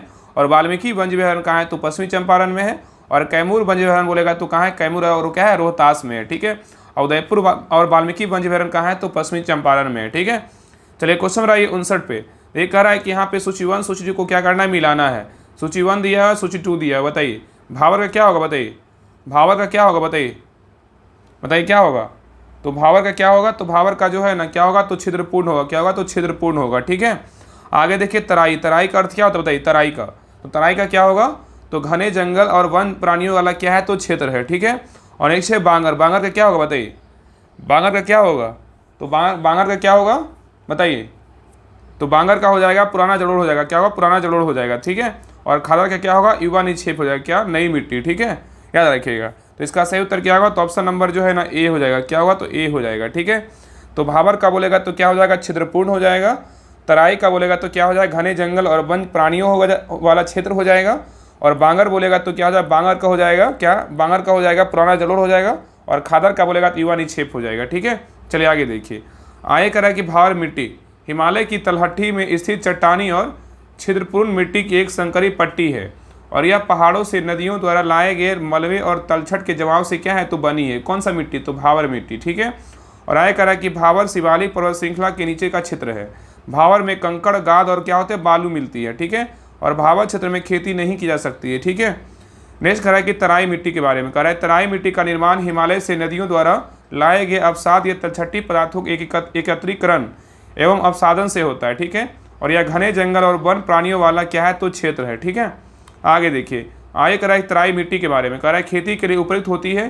धान गन्ना तंबाकू बाजरा जैसी फसलों की क्या है पैदावार बढ़ाती है, ठीक है। तो तराई मिट्टी के बारे में कह रहा है कि तराई मिट्टी खेती के लिए क्या होता है? उपयुक्त होती है, ठीक है।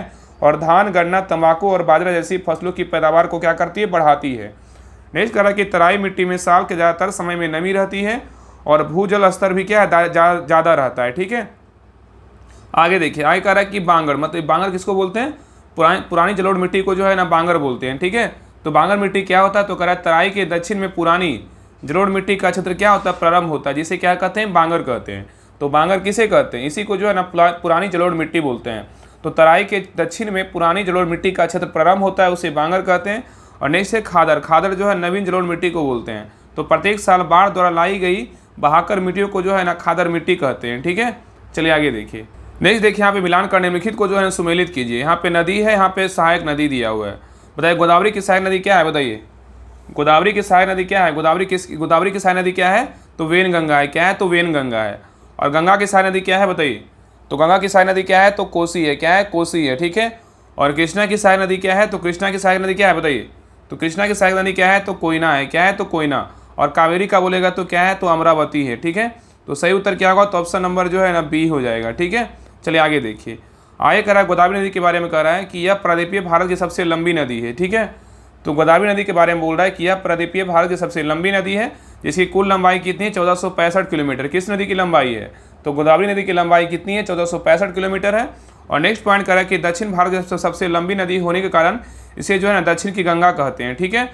तो दक्षिण की गंगा किस नदी को बोलते हैं? गोदावरी को बोलते हैं, ठीक है। और इस नदी का उद्गम स्थान पश्चिमी घाट की पहाड़ियों में स्थित त्र्यंबकेश्वर से होता है, ठीक है। और नेक्स्ट कह रहा है कि गोदावरी की कुछ सहायक नदियाँ कौन कौन है? प्राणहिता है, पूर्णा है, पेनगंगा है और वैनगंगा है, इंद्रावती और क्या है? तो मंजीरा है, ठीक है। आगे देखिए गंगा के बारे में। गंगा के बारे में कह रहा है, गंगा नदी भागीरथी और अलकनंदा नदियों का सम्मिलित रूप है। ठीक है, तो गंगा जो है ना, गंगा के बारे में कह रहा है, गंगा नदी भागीरथी और अलकनंदा नदियों का क्या है, सम्मिलित रूप है, जो देव प्रयाग के निकट मिलकर गंगा कहलाती है। ठीक है, और नेक्स्ट पॉइंट कह रहा है, गंगा नदी का मुख्य स्रोत क्या है, उत्तराखंड में स्थित गंगोत्री हिमनद है।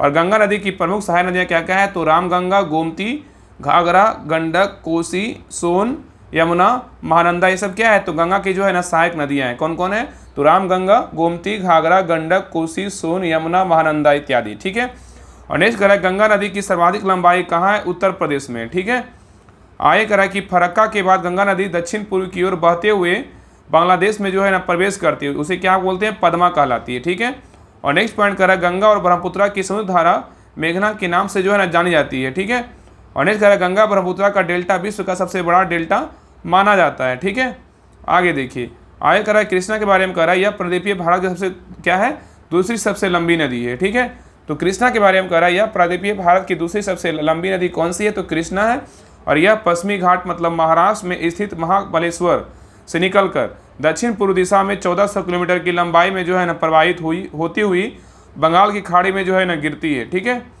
आगे देखिए, कृष्णा नदी की प्रमुख सहायक नदियाँ कौन कौन है, कोयना है, यरला है, वर्णा है, पंचगंगा, दूधगंगा, घाट प्रभा, माल प्रभा इत्यादि है। ठीक है, नेक्स्ट है कावेरी नदी, इसके बारे में कह रहा है, यह कर्नाटक के कोडागु जिले में मैसूर पठार के दक्षिणी भाग में जो है ना ब्रह्मगिरी पहाड़ियों से निकलती है। तो कावेरी नदी के बारे में बोल रहा है कि यह कर्नाटक के कोडागु जिले में मैसूर पठार के दक्षिणी भाग में ब्रह्मगिरी पहाड़ियों से निकलती है। और कावेरी नदी दक्षिण भारत की जो है ना गंगा की उपमा प्रदान की गई है। ठीक है, और नेक्स्ट कह रहा है कि कावेरी नदी के अपवाद क्षेत्र को जो है ना दक्षिण भारत का चावल का कटोरा कहा जाता है। ठीक है, तो कावेरी नदी के अपवाद क्षेत्र को जो है दक्षिण भारत का चावल का कटोरा कहा जाता है, जिसको rice bowl of south India कहते हैं। ठीक है, और नेक्स्ट कह रहा है कि कावेरी नदी की प्रमुख सहायक नदियाँ कौन है, तो हेमावती है, लोकापावनी है, अकरवती है, भवानी है, और क्या है, अमरावती है। ठीक है, और कावेरी नदी पर ही जो है ना होगेन वकल जलप्रपात भी स्थित है। ठीक है, तो होगेन वकल जलप्रपात किस नदी पर स्थित है, कावेरी नदी पर जो है ना स्थित है। ठीक है, नेक्स्ट देखिए, कह रहा है कि निम्न में से कौन सा खनिज मोनाजाइट में जो है रेत में मिलता है, बताइए। निम्न में से कौन सा खनिज मोनाजाइट रेत में मिलता है, बताइए कौन मिलता है। तो 61 का सही उत्तर होगा ऑप्शन नंबर बी, थोरियम मिलता है। क्या मिलता है, थोरियम मिलता है। तो कह रहा है, निम्न में से कौन सा खनिज मोनाजाइट रेत में मिलता है, तो थोरियम मिलता है। थोरियम जो है ना खनिज मोनाजाइट रेत में मिलता है। और थोरियम के बारे में कह रहा है, इसकी प्राप्ति जो है ना मुक्ता मोनाजाइट बालू का निक्षेप से होती है, जिसका निर्माण प्रो कैम्बियम काल की चट्टानों को नष्ट होकर चूर्ण बन जाते हुए हुआ है। ठीक है, जाने से हुआ है। आगे कह रहा है, यह मोनाजाइट निक्षेप मुक्ता केरल के तटवर्ती भागों में जो है ना पाए जाते हैं। आगे सोना के बारे में कह रहा है, सोना जो है ना सोने की गणना बहुमूल धातुओं से की जाती है। तो सोना का गणना जो है ना बहुमूल धातुओं से की जाती है। आगे कह रहा है, देश के कुल स्वर्ण उत्पादन का लगभग जो है ना 98% भाग केवल कर्नाटक कोलार तथा हट्टी का स्वर्ण खदानों से प्राप्त होता है। ठीक है, आगे कह रहा है, कुछ प्रमुख सोने की खान एवं संबंधित राज्य है। सोने की खान दिया हुआ यहाँ पे क्या है, तो राज्य है। रामगिरी खान बोलेगा तो कहाँ है, आंध्र प्रदेश में। ये क्या है, तो प्रमुख सोने की खान है। कोलार तथा हट्टी खान बोलेगा तो कहाँ है, कर्नाटक में। ठीक है, चलिए आगे देखिए। आगे कह रहा है, कोयला के बारे में कह रहा है कि यह मुक्ता हाइड्रोकार्बन से निर्मित एक क्या है, ठोस संस्तरित शिला है, जिसे उष्मा व प्रकाश दोनों की आपूर्ति हेतु ईंधन के रूप में जो है ना प्रयोग किया जाता है। किसका, तो कोयला का। और आगे कह रहा है, कार्बन की घटती गुणवत्ता के अनुसार कोयले के प्रमुख 4 प्रकार होते हैं। एक होता है एंथ्रासाइट, एक होता है बिटुमिनस, और तीसरा क्या होता है, लिग्नाइट होता है, चौथा क्या होता है, पीट होता है। ठीक है, तो कार्बन की घटती गुणवत्ता के अनुसार कोयले के 4 प्रमुख प्रकार होते हैं। एक होता है एंथ्रासाइट, दूसरा बिटुमिनस, तीसरा लिग्नाइट, और चौथा होता है पीट कोयला होता है। ठीक है, एंथ्रासाइट जो 80 से 95% होता है, बिटुमिनस में कितना 55 से 65% होता है, लिग्नाइट का बात करें 45 से 55% होता है, और पीट का बात करें 35 से 45% होता है। ठीक है, आगे देख रहा है कि सर्वाधिक उच्च गुणवत्ता की कोयला कौन सा है, एंथ्रासाइट, क्योंकि इसका परसेंट क्या है, तो ज़्यादा है। ठीक है, तो सर्वाधिक उच्च गुणवत्ता की कोयला पूछेगा तो क्या हो जाएगा, एंथ्रासाइट हो जाएगा। ठीक है, तो सर्वाधिक उच्च गुणवत्ता की कोयला बोलेगा तो क्या है, एंथ्रासाइट है, क्योंकि इसमें कार्बन की प्रतिशत जो है ना 80 से क्या है, तो 95% है। ठीक है, और नेक्स्ट कह रहा है कि सर्वाधिक निम्न गुणवत्ता की कोयला बोलेगा तो कौन सा है, तो पीट कोयला, क्योंकि इसमें कार्बन की प्रतिशत कितना है, तो 35 से जो है ना 45 से है। ठीक है, याद रखिएगा। ठीक है, क्योंकि क्या है, इसमें कार्बन की प्रतिशत कितना है, तो 35 से 45 है। आगे कह रहा है कि भारत में आधुनिक विधि से कोयला निकालने का प्रथम प्रयास पश्चिम बंगाल में रानीगंज कोयला क्षेत्र में किया गया था। तो भारत में आधुनिक विधि से कोयला निकालने का प्रथम प्रयास पश्चिम बंगाल में रानीगंज कोयला क्षेत्र में किया गया था। और प्रायद्वीपीय भारत की नदी घाटियों कोयले के प्रमुख प्राप्ति स्थल जैसे दामोदर नदी की घाटी, सोन महानदी, ब्राह्मणी नदी घाटी, और वर्धा गोदावरी क्या है, इंद्रावती नदी घाटी है। ठीक है। आगे कह रहा है पश्चिम बंगाल का रानीगंज कोयला क्षेत्र देश का सबसे महत्वपूर्ण और क्या है, बड़ा कोयला क्षेत्र है। ठीक है। तो कह रहा है कि पश्चिम बंगाल का रानीगंज कोयला क्षेत्र देश का सबसे महत्वपूर्ण और बड़ा कोयला क्षेत्र है। ठीक है। चलिए आगे देखिए। आगे कह रहा है कि भारत में लिग्नाइट का सर्वाधिक भंडार जो है ना तमिलनाडु के मनारगुड़ी में होने का क्या अनुमान लगाया गया है। तो भारत में लिग्नाइट का सर्वाधिक भंडार तमिलनाडु के मनारगुड़ी में होने का अनुमान लगाया गया है।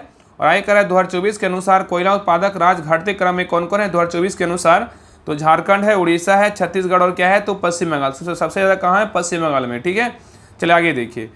नेक्स्ट कह रहा है कि पेट्रोल, यहाँ पे कह रहा है कि पेट्रोल जो है ना, पेट्रोल के बारे में कह रहा है कि तेल एवं प्राकृतिक गैस निगम, कह रहा है पेट्रोल के बारे में कह रहा है तेल एवं प्राकृतिक गैस निगम ONGC द्वारा 26 स्थलीय एवं सागरीय तेल संभावी बेसिनों का पता लगाया गया। इसके द्वारा 19 के आंकड़े के अनुसार देश का कुल खनिज तेल भंडार बोलेगा 619 मिलियन टन है। नेक्स्ट कह रहा है कि देश का सबसे महत्वपूर्ण एवं प्राचीन तेल क्षेत्र बोलेगा तो कहाँ है, तो असम में है। तो देश का सबसे महत्वपूर्ण एवं प्राचीन तेल क्षेत्र बोलेगा तो कहाँ है, असम में है। और यहाँ के तेल क्षेत्रों में डिगबोई, नहरकटिया, हगरी, जान, मोरान व सुरमा नदी घाटी क्या है, तो प्रमुख है। ठीक है। चलिए आगे देखिए। नेक्स्ट है गुजरात तेल क्षेत्र के अंतर्गत खंभात, अंकलेश्वर, नवगांव, कुसाम्बा, उलपाड, ढोलका, मेहसाना, कलोल क्षेत्र जो है ना तेल क्षेत्र आता है। ठीक है। और मंगला तेल क्षेत्र जो है राजस्थान में क्या है, तो स्थित है। आगे देखिए इंग्लिश का क्वेश्चन है, कह रहा है choose the correct passive voice of the given sentences. The teacher teaches the students, बताइए क्या होगा। तो 62 का सही उत्तर होगा option number 1, the student are taught by the teacher. ठीक है। आगे देखिए बताया गया है। चलिए आगे देखते हैं। नेक्स्ट कह रहा है कि choose the correct word which is opposite in meaning of the underline word. यहाँ पे अंडरलाइन वर्ड दिया हुआ है, कह रहा है चूज द करेक्ट, यहाँ पे सही वर्ड चुनना है। कह रहा I why deeply affected by his urban behaviour, बताइए क्या होगा। तो 63 का सही उत्तर होगा ऑप्शन नंबर जो है ना डी होगा, रूड होगा। क्या होगा, रूड होगा। ठीक है। तो अर्बन क्या है, एडजेक्टिव है, इसमें क्या होगा, नोट वाली पोलाइट होगा। क्या होता है, भावना मतलब क्या है, शिष्ट और भद्र होता है। ठीक है। यहाँ पे दिया हुआ है, इसको देख लीजिएगा। आगे बढ़ते हैं। ठीक है। आगे देखिए मैथ का क्वेश्चन, इसको बना लीजिएगा। देखिए 64 का तो पता ही, आगे बढ़ जाते हैं, डायरेक्ट जीके क्वेश्चन पे आते हैं। ठीक है। तो चलिए आगे बढ़ते हैं। तो ये सारा देखिए मैथ का ही क्वेश्चन है। ये सारा क्या है, तो मैथ का क्वेश्चन देखिए यहाँ पे एक बार देख लेते हैं। देखो इसको भी देख लीजिएगा, लेकिन देख लेते हैं। कह निम्नलिखित में से कौन सा विकल्प सही है। यहाँ पे देखिए मैथ का ही वृत्त के बाहर स्थित किसी बिंदु से जाने वाली वृत्त पर एक और केवल एक स्पर्श रेखा है।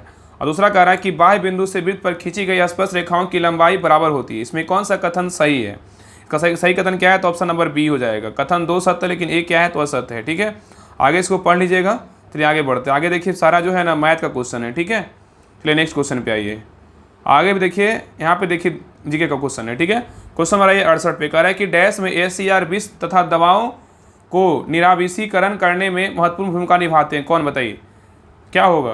तो 68 का सही उत्तर होगा ऑप्शन नंबर बी, यकृत कोशिकाओं। ठीक है। तो कह रहा है यकृत कोशिकाओं में SER विष तथा दवाओं को निराविषीकरण करने में महत्वपूर्ण भूमिका निभाते हैं। ठीक है। आगे देखिए यकृत कोशिकाओं के बारे में कह रहा है यकृत कोशिकाओं में SER स्मूथ एंडोप्लाज्मिक रेटिकुलम विष तथा दवाओं को निराविषीकरण करने में महत्वपूर्ण भूमिका निभाते हैं। यकृत कोशिकाएं यकृत के अधिकांश कार्यों को नियंत्रित करती है, जैसे विषाक्त पदार्थों का निराविषीकरण, पाचन एंजाइमों का स्राव, रक्त शोधन, प्रोटीन संश्लेषण, ग्लाइकोजन संचय, हार्मोन नियमन इत्यादि। ठीक है। आगे देखिए नेक्स्ट कह रहा है कि यहाँ पे कॉलम 1 दिया हुआ है, कॉलम 2 को क्या करना है, मिलाना है। बताइए द्रव संयोजी उत्तर क्या है, बताइए द्रव संयोजी उत्तर क्या है, बताइए। तो एक का क्या हो जाएगा, तो ऑप्शन नंबर जो है ना क्या हो जाएगा, 3 हो जाएगा। द्रव संयोजी उत्तर क्या है, तो कौन सा है, तो रक्त है। क्या है, तो रक्त है। द्रव संयोजी उत्तर क्या है, तो रक्त है। उपकला उत्तर किसे बोलते हैं, बताइए। तो उपकला उत्तर क्या हो जाएगा, त्वचा हो जाएगा। क्या होगा, त्वचा हो जाएगा। जोड़ों की सतह क्या हो जाएगा, बताइए जोड़ों की सतह क्या होगा, तो जोड़ों की सतह क्या हो जाएगा, उपास्थि हो जाएगा। और तंत्रिका उत्तर क्या हो जाएगा, तंत्रिका उत्तर बोलेगा तो स्पाइनल कॉर्ड हो जाएगा। ठीक है। तो सही उत्तर क्या होगा, ऑप्शन नंबर बी हो जाएगा। तो द्रव संयोजी उत्तक बोलेगा तो रक्त हो जाएगा, उपकला उत्तक बोलेगा तो त्वचा हो जाएगा, जोड़ों की सतह बोलेगा उपास्थि हो जाएगा, और तंत्रिका उत्तक बोलेगा तो स्पाइनल कॉर्ड हो जाएगा। ठीक है। चलिए आगे देखिए। नेक्स्ट कह रहा है कि यह सिद्ध करने के लिए कि जीवन की उत्पत्ति कार्बनिक अणुओं से हुई है, मिलर और यूरे द्वारा एक प्रयोग किया गया तथा उन्होंने जो गैसें ली थी वे थी, कौन सी, बताइए। कह रहा है यह सिद्ध करने के लिए कि जीवन की उत्पत्ति कार्बनिक अणुओं से हुई है, मिलर और यूरे द्वारा एक प्रयोग किया गया था, उन्होंने जो गैसें ली वे कौन थी, बताइए। तो 70 का सही उत्तर होगा option number D, methane, ammonia और क्या था, हाइड्रोजन था। ठीक है। चलिए आगे देखिए। कह रहा है यह सिद्ध करने के लिए कि जीवन की उत्पत्ति कार्बनिक अणुओं से हुई है, और मिलर और यूरे द्वारा एक प्रयोग किया गया था। उन्होंने ये गैस से ली कौन कौन, मीथेन, अमोनिया और क्या हाइड्रोजन लिया था। ठीक है, चलिए आगे देखिए। नहीं देखिए क्वेश्चन करा, एक वस्तु 1.0 मीटर प्रति सेकंड स्क्वायर की चाल से गतिशील है, x दूरी में इसे रोकने के लिए बल F की आवश्यकता होती है। यदि वस्तु की चाल जो है 3.0 मीटर प्रति सेकंड स्क्वायर तक बढ़ा दी जाए तो इसे उतनी ही दूरी पर जो है x में रोकने के लिए कितना बल लगाना होगा। इसका सही उत्तर क्या होगा, तो ऑप्शन नंबर डी होगा। 9.0 क्या है, तो फोर्स लगाना पड़ेगा। ठीक है, तो इसको बना लीजिएगा। चलिए आगे देखते हैं। नेक्स्ट है, आगे देखिए कह रहा है कि प्रतिरोध R के किसी तार के टुकड़े को 6 बराबर भागों में काटा जाता है। इन टुकड़ों को फिर प्रसरव मतलब समानांतर में संयोजित कर देते हैं। यदि इस संयोजन की तुल्य प्रतिरोध R है तो R बटा R का अनुपात का मान क्या होगा, बताइए क्या होगा। तो इसको बना लीजिएगा। इसका सही उत्तर क्या होगा, तो A हो जाएगा, 36 हो जाएगा। ठीक है, चलिए आगे देखिए, आगे इसको देख लीजिएगा। आगे बढ़ते हैं। ठीक है, आगे नेक्स्ट कह रहा है कि निम्नलिखित में से किस माध्यम में ध्वनि सबसे तेज गति में चलती, बताइए। कह निम्नलिखित में से किस माध्यम में ध्वनि की गति सबसे तेज में चलती, बताइए क्या होगा। तो 73 का सही उत्तर होगा ऑप्शन नंबर डी, स्टील में चलती। किस में चलती है, स्टील में। ठीक है, तो कह रहा है ध्वनि, देखिए कह रहा है ध्वनि के बारे में, यहाँ पे देखिए कह रहा है कि स्टील में जो है ना, स्टील में मतलब ठोस माध्यम में ध्वनि सबसे क्या है, तेज गति से चलती है।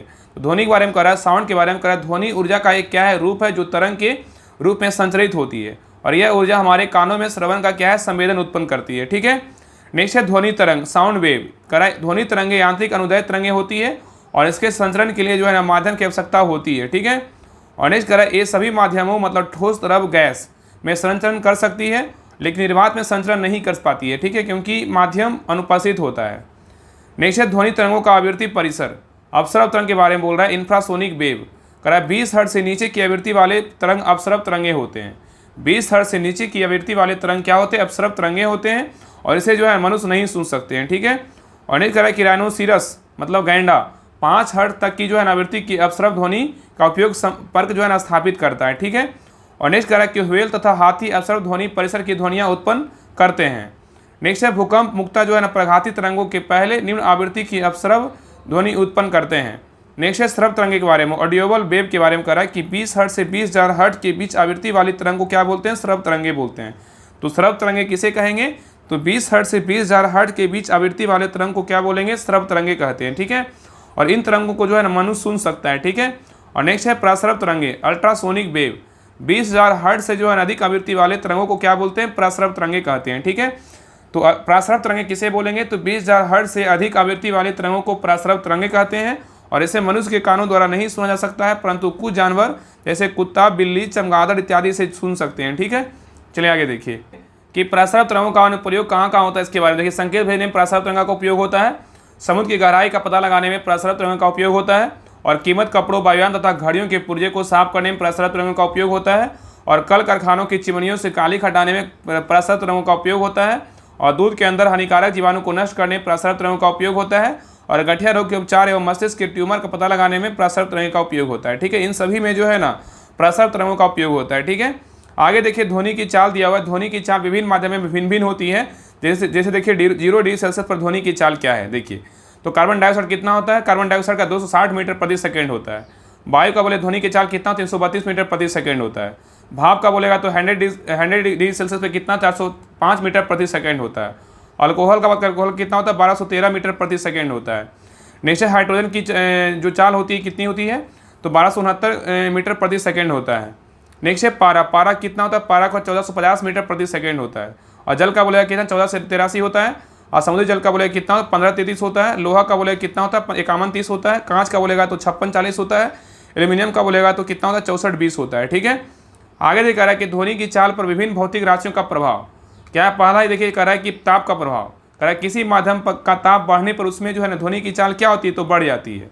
तो किसी माध्यम का ताप बढ़ने पर उसमें ध्वनि की चाल क्या होगी, तो बढ़ जाएगी। और दाब का प्रभाव के बारे में कह रहा है ध्वनि की चाल पर दाब पर कोई प्रभाव नहीं पड़ता है। ठीक है, और घनत्व का प्रभाव के बारे में बोल रहा है, घनत्व अधिक होने पर ध्वनि का वेग क्या होता है, अधिक होता है। घनत्व अधिक होने पर ध्वनि का वेग क्या होता है, अधिक होता है। और आता के प्रभाव के बारे में कह रहा है कि आता बढ़ने पर ध्वनि की चाल क्या होती है, बढ़ जाती है। ठीक है, चलिए आगे देखिए क्वेश्चन नंबर 74 कह रहा है कौन सी नदी दक्षिण गंगा के नाम से जो है ना जानी जाती है, बताइए। कह रहा है कौन सी नदी दक्षिण गंगा के नाम से जानी जाती है, बताइए। तो 74 का सही उत्तर क्या होगा, ऑप्शन नंबर बी, गोदावरी को जानते हैं। ठीक है, तो कह रहा है गोदावरी नदी दक्षिण गंगा के नाम से जानी जाती है और यह नदी महाराष्ट्र के त्र्यंबकेश्वर की पहाड़ी से जो है निकलती है और यह नदी भारत की दूसरी एवं प्रायद्वीपीय भारत की सबसे लंबी नदी है। और इस नदी की लंबाई कितनी है? 1465 किलोमीटर है। ठीक है। आगे कह रहा है गोदावरी नदी के डेल्टा में कोरिंगा मैंग्रोव वन है जो देश का तीसरा सबसे क्या है बड़ा मैंग्रोव वन है। ठीक है। आगे कह रहा है गोदावरी नदी के डेल्टा में कई तरह की मछलियां और क्रस्टेशियंस पाए जाते हैं। ठीक है। और नेक्स्ट कह रहा है तुंगभद्रा नदी के बारे में कह रहा है यह नदी दक्षिण भारत में बहने वाली क्या एक पवित्र नदी है। ठीक है। तो क्वेश्चन पूछेगा कि दक्षिण भारत में बहने वाली एक पवित्र नदी कौन सा है? तुंगभद्रा नदी है। ठीक है। और यह कर्नाटक एवं आंध्र प्रदेश में बहती हुई आंध्र प्रदेश में कृष्णा नदी में जो है ना मिल जाती है। ठीक है। आगे कह रहा है कि रामायण में तुंगभद्रा नदी को पंपा के नाम से जो है जाना जाता है। ठीक है।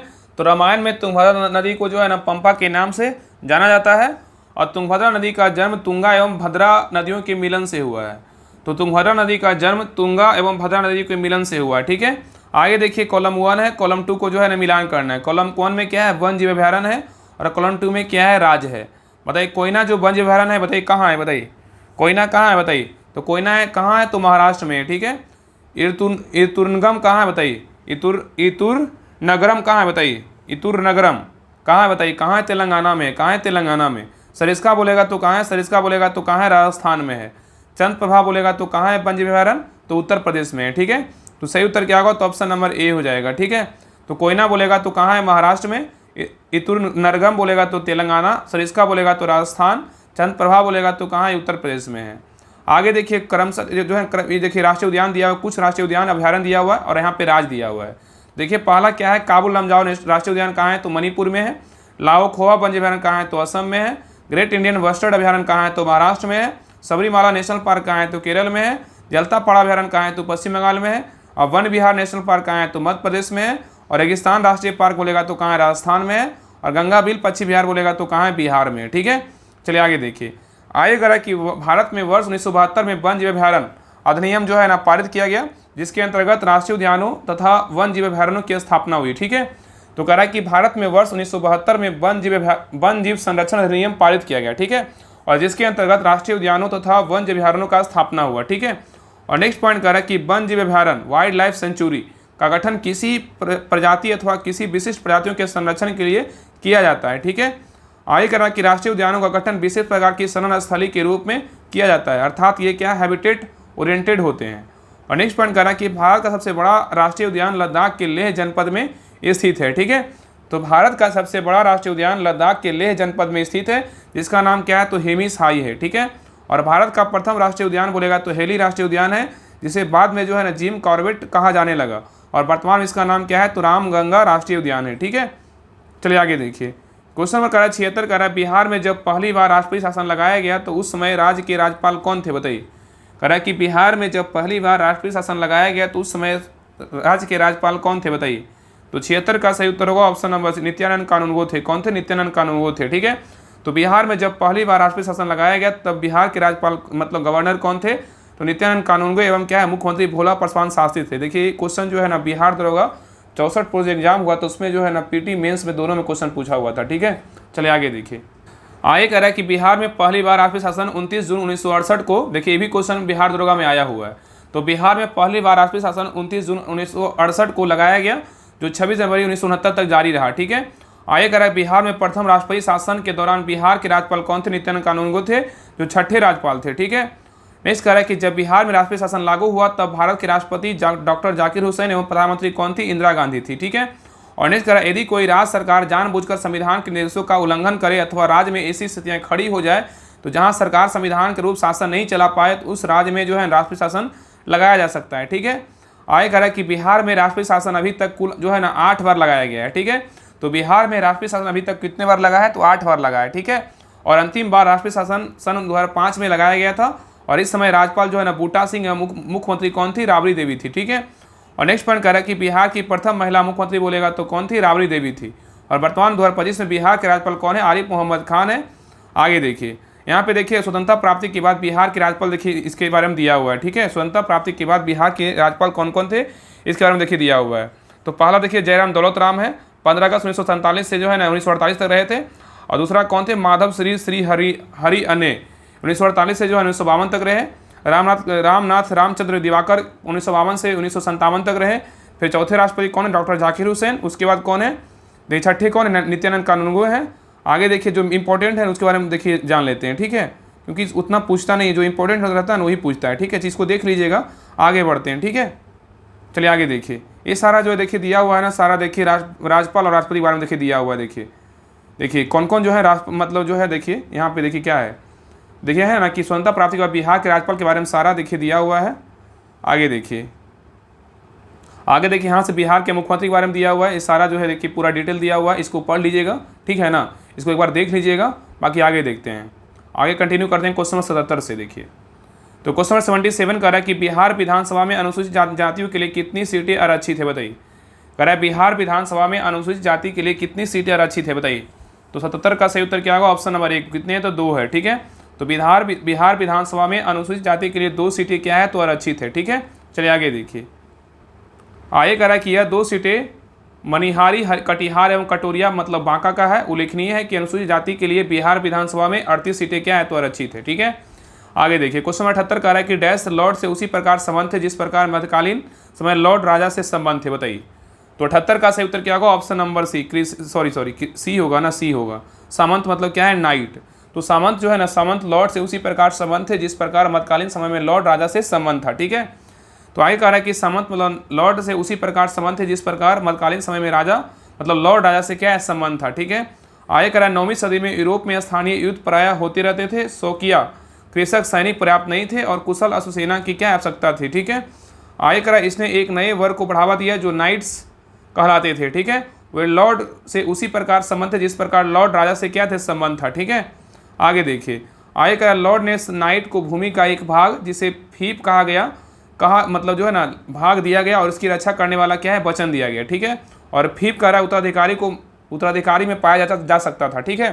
तो कह रहा है फीप को तो जो है ना उत्तराधिकार में पाया जा सकता था और यह 1000 से 2000 एकड़ या इससे अधिक में फैली हुई हो सकती थी, जिसमें नाइट और इसके परिवार के लिए एक पवन चक्की में और मदिरा संपीड़क के अतिरिक्त इसके परिवार के लिए घर, चर्च और उस पर निर्भर व्यक्तियों के लिए रहने के लिए जो व्यवस्था शामिल थे, ठीक है।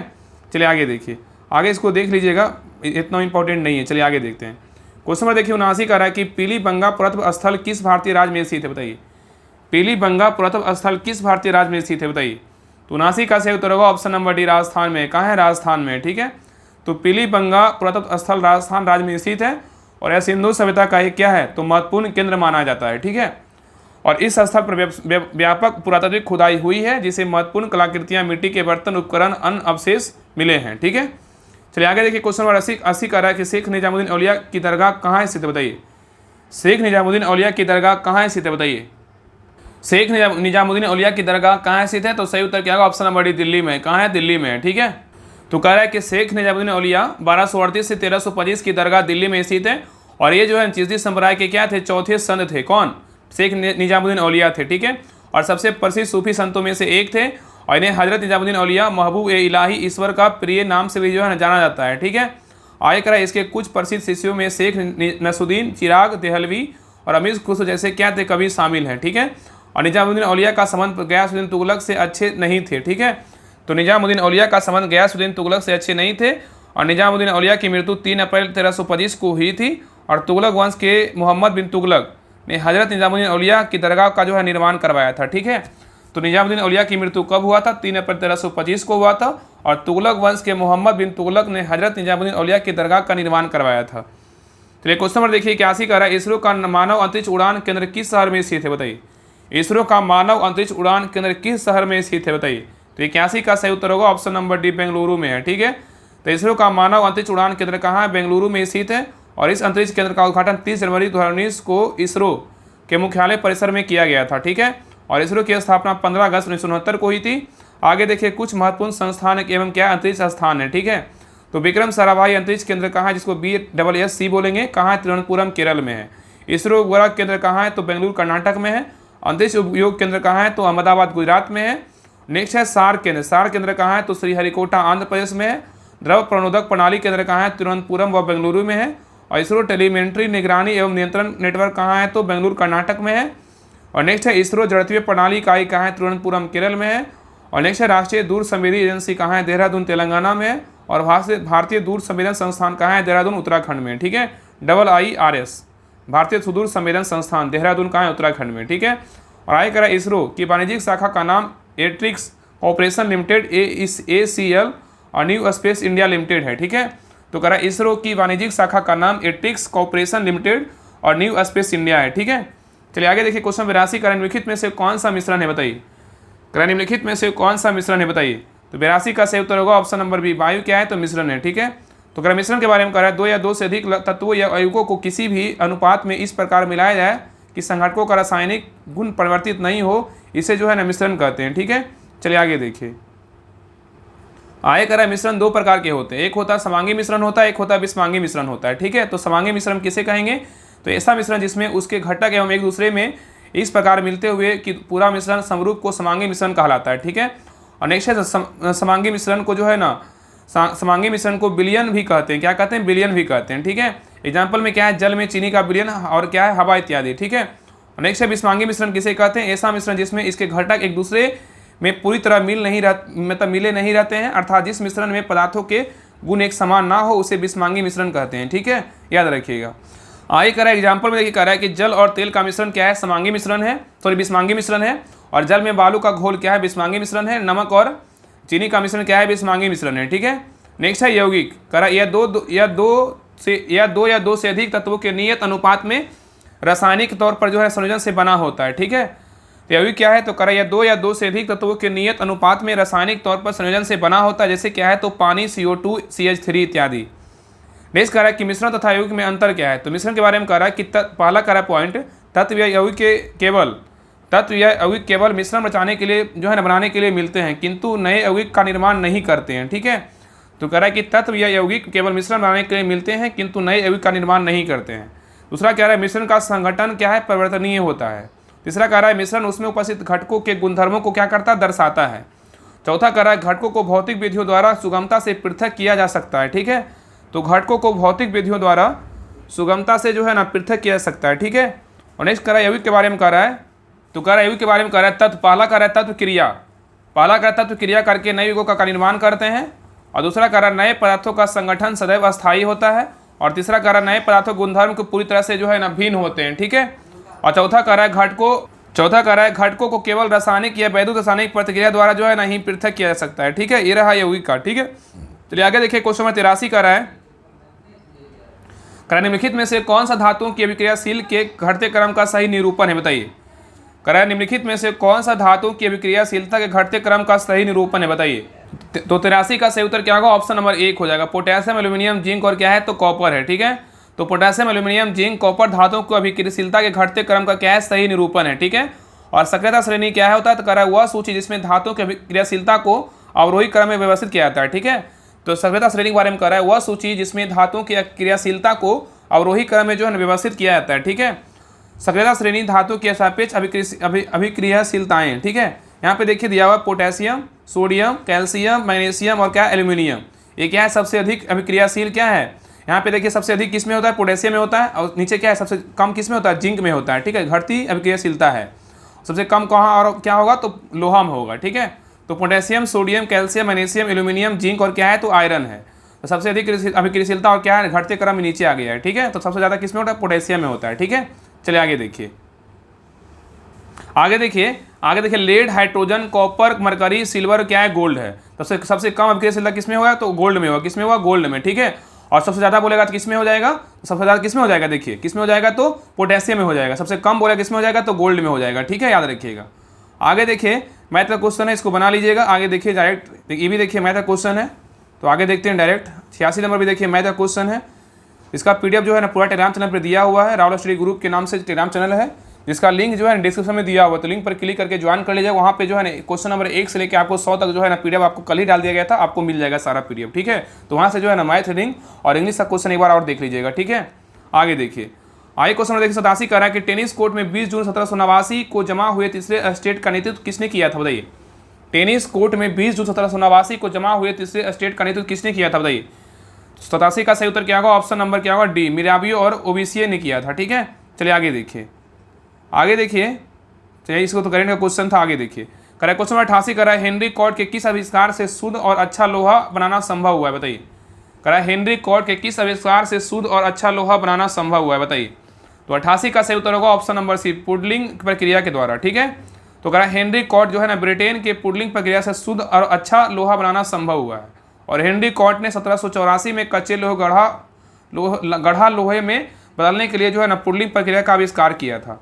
आगे कह रहा है पुडलिंग प्रक्रिया बड़े पैमाने पर गुणवत्ता युक्त लोहे का उत्पादन करने की पहली विधि थी और इस प्रक्रिया में ऑक्सीकरण पदार्थों की उपस्थिति में कोयले से चलने वाली भट्ठी में पिघले हुए कच्चे लोहे को हिलाया जो है ना, मतलब पिघलाया जाता था। यहाँ पे क्या होगा जो है ना, पिघलाया होगा। ठीक है, ये यहाँ पे हिलाया जाता था, सही है, हिलाया जाता था और प्रचारित हवा ने लोहे से कार्बन हटा दिया जिसके परिणामस्वरूप गढ़ा लोहा तैयार हुआ। तो यहाँ पे देखिए फिर से देखिए कह रहा है ना, इस प्रक्रिया में ऑक्सीकरण पदार्थों की उपस्थिति में कोयले से चलने वाली भट्ठी में पिघले हुए कच्चे लोहे को हिलाया जाता था। ठीक है, और परिचालित हवा ने लोहे से कार्बन हटा दिया जिसके परिणामस्वरूप गढ़ा लोहा क्या हुआ, तैयार हुआ। ठीक है, चलिए आगे देखिए क्वेश्चन नंबर कर 89 का रविन्द्रनाथ टैगोर ने विभाजन के दिन 16 अक्टूबर 1905 को किस दिवस के रूप में मनाने का आह्वान किया, बताइए। रविन्द्रनाथ टैगोर ने विभाजन के दिन 16 अक्टूबर 1905 को किस दिवस के रूप में मनाने का आह्वान किया था, बताइए क्या होगा। तो 89 का सही उत्तर क्या होगा, ऑप्शन नंबर सी, क्या होगा, राखी दिवस के रूप में मनाने का जो है ना आह्वान किया था। ठीक है, चलिए आगे देखिए। तो कह रहा है कि रविन्द्रनाथ टैगोर ने विभाजन के दिन 16 अक्टूबर 1905 को राखी दिवस मनाने का आह्वान किया और नेक्स्ट कह रहा है कि बंगाल विभाजन की घोषणा 20 जुलाई 1905 को की गई थी तथा यह 16 अक्टूबर 1905 को जो है लागू हुआ था। ठीक है, और इसी विभाजन का पहला सामूहिक विरोध प्रदर्शन का आयोजन 7 अगस्त 1905 को कलकत्ता के टाउन हॉल में किया गया और इस दिन शोक दिवस एवं क्या है उपवास दिवस भी घोषित किया गया था। ठीक है, चलिए आगे देखिए। नेक्स्ट कह रहा है किस वर्ष में बिहार को राज्य का दर्जा मिला और पटना राजधानी बनी, बताइए। कह रहा है किस वर्ष में बिहार को राज्य का दर्जा मिला और पटना राजधानी बनी, बताइए कब मिला। तो 90 का सही उत्तर होगा ऑप्शन नंबर सी, 1936 में। ठीक है, तो कह रहा है बिहार को राज्य का दर्जा 1936 में मिला और पटना राजधानी बनी। श्री सदानंद सिन्हा और महेश नारायण द्वारा पृथक बिहार के समर्थन में 1894 में पटना से बिहार टाइम्स या बिहारी समाचार पत्र निकालना प्रारंभ किया था। ठीक है, और दिल्ली दरबार में 12 दिसंबर 1911 को आयोजित शाही दरबार में बिहार और उड़ीसा क्षेत्रों को मिलाकर बंगाल से पृथक कर नए प्रांत के गठन की अनुमति ब्रिटिश सम्राट द्वारा दी गई थी। ठीक है, और इस घोषणा के अनुसार 22 मार्च 1912 को नए प्रांत बिहार का गठन हुआ जिसमें उड़ीसा भी क्या था, शामिल था। वर्ष 1936 में उड़ीसा को पृथक कर शेष क्षेत्र को मिलाकर बिहार राज्य का जो है ना गठन हुआ। ठीक है, आगे कह रहा है 1 अप्रैल 1936 को सर जेम्स सिम्पटन को बिहार का जो है ना पहला राज्यपाल नियुक्त किया गया था। ठीक है, तो क्वेश्चन पूछा कि बिहार का पहला राज्यपाल किसे नियुक्त किया गया था, तो सर जेम्स सिम्पटन को नियुक्त किया गया था। कब, 1 अप्रैल 1936 को नियुक्त किया गया था। ठीक है, चलिए आगे देखिए क्वेश्चन नंबर 91 कह रहा है कि जल के अणु में बंध की प्रकृति है, क्या है, बताइए। जल के अणु में बंध की प्रकृति क्या है, तो 91 का सही उत्तर होगा ऑप्शन नंबर सी, हाइड्रोजन आबंध है। ठीक है, तो जल के अणु में हाइड्रोजन आबंध की प्रकृति है। हाइड्रोजन आबंध क्या है, तो कह रहा है किसी अणु के हाइड्रोजन परमाणु और किसी वैद्युत ऋणात्मक परमाणु क्लोरीन ऑक्सीजन नाइट्रोजन के मध्य आकर्षण बल के कारण बने बंध को जो है ना हाइड्रोजन बंध कहते हैं। ठीक है, आगे कह रहा है जब हाइड्रोजन बंध दो या अधिक अणुओं के मध्य बनता है तो इसे अंतर अणुक हाइड्रोजन बंध कहते हैं। जैसे क्या, H2HF NH3 H2O2 C2H5OH इत्यादि। ठीक है, आगे कह रहा है जब हाइड्रोजन बंध एक ही अणुओं के परमाणु के बीच बनता है तो इसे अंतरा मतलब अंतर अणुक हाइड्रोजन बंध कहते हैं। जैसे क्या है, प्रोटीन, DNA और क्या है, RNA है। आगे कह रहा है हाइड्रोजन बंध एक कमजोर स्थिर वैद्युत आकर्षण बल है जो सहसंयोजक बंध से क्या है, कमजोर होता है। ठीक है, तो हाइड्रोजन बंधन एक कमजोर स्थिर वैद्युत आकर्षण बल है जो सहसंयोजक बंधन से कमजोर होता है। ठीक है, चलिए आगे देखिए। आगे कह रहा है सहसंयोजी आबंध। सहसंयोजी आबंध क्या है, तो कह रहा है यह समान या असमान तत्वों के परमाणुओं के बीच इलेक्ट्रॉनों की साझेदारी के फलस्वरूप बनते हैं। जिन यौगिकों में यह बंध उपस्थित होता है उसे सहसंयोजक यौगिक कहते हैं। ठीक है, और सहसंयोजक बंध बनाने वाले प्रत्येक परमाणु द्वारा इलेक्ट्रॉन की साझेदारी से क्या अष्टक प्राप्त किया जाता है। ठीक है, आगे देखिए फिगर में देखिए दिया हुआ है। आगे कह रहा है उप सहसंयोजी आबंध। उप सहसंयोजी आबंध क्या है, तो कह रहा है जब परमाणु के मध्य साझे का इलेक्ट्रॉन युग्म केवल एक परमाणु के द्वारा प्राप्त हो ऐसे बंध को जो है ना उप सहसंयोजक बंध कहते हैं। जैसे ammonia chloride NH4Cl, ammonium bromide NH4Br, nitric अम्ल क्या है, तो HNO3 है। ठीक है, नाइट्रिक अम्ल क्या है, HNO3 है। आगे देख रहा है आयनिक बंध। आयनिक बंध क्या है, तो कह रहा है जब बंध का निर्माण इलेक्ट्रॉन के स्थानांतरण द्वारा होता है उसे आयनिक बंध कहते हैं। ठीक है, आगे कह रहा है देखिए क्या है, Na+ क्या है, Cl क्या है, NaCl का निर्माण हुआ है ना। चलिए आगे देखिए। आगे कह रहा है आयनिक बंध में आयन आपस में मजबूत वैद्युत आकर्षण बल द्वारा जुड़े होते हैं जिन्हें अलग करने के लिए अत्यधिक ऊष्मीय ऊर्जा की आवश्यकता होती है। अतः आयनिक बंध के क्वथनांक एवं गलनांक क्या होते हैं, उच्च होते हैं। नेक्स्ट कह रहा है कि C6H14 के लिए संरचनात्मक समयवों की संख्या क्या होगी, बताइए। C6H14 के लिए संरचनात्मक समावयवों की संख्या क्या होगी? तो 92 का सही उत्तर होगा ऑप्शन नंबर डी। कितना होगा? तो 5 होगा। ठीक है, तो कह रहा है कि C6H14 के लिए संरचनात्मक समावयवों की संख्या 5 होगी। असमावयवता क्या है? आइसोमेरिज्म। कह रहा वे होगी जिनमें जिनके आणविक सूत्र एक ही होते हैं किंतु जिनके अणुओं में परमाणुओं की व्यवस्था भिन्न भिन्न होती है तथा भौतिक एवं रासायनिक गुण भिन्न भिन्न होते हैं, समावयवी मतलब आइसोमर कहलाते हैं। और ऐसी घटना समावयवता मतलब आइसोमेरिज्म कहलाती है। ठीक है, एग्जाम्पल में क्या है? नॉर्मल ब्यूटेन और आइसोब्यूटेन दोनों का आविष्कार आणविक सूत्र क्या है? C4H10 होता है।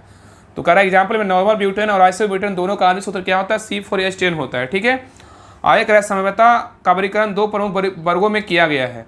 पहला क्या है? संरचनात्मक क्या है? समावयवता। ठीक है, और दूसरा क्या है? तो त्रिविमीय समावयवता है। ठीक है, तो पहला है संरचनात्मक समावयवता क्या है? तो कह रहा है कार्बनिक यौगिकों की संरचना में अंतर होने के कारण संरचनात्मक समावयवता की घटना जो है ना पाई जाती है। ठीक है, और दूसरा है त्रिविमीय समावयवता। ठीक है, तो कह रहा है कार्बनिक यौगिकों के अणुओं में उपस्थित परमाणुओं एवं मूलकों के अंतरिक्ष में विन्यास की विभिन्नता के कारण त्रिविमीय समावयवता की घटना जो है ना पाई जाती है। ठीक है, चलिए क्वेश्चन नंबर 93 कह रहा है कि अल्फा कण क्या है, बताइए।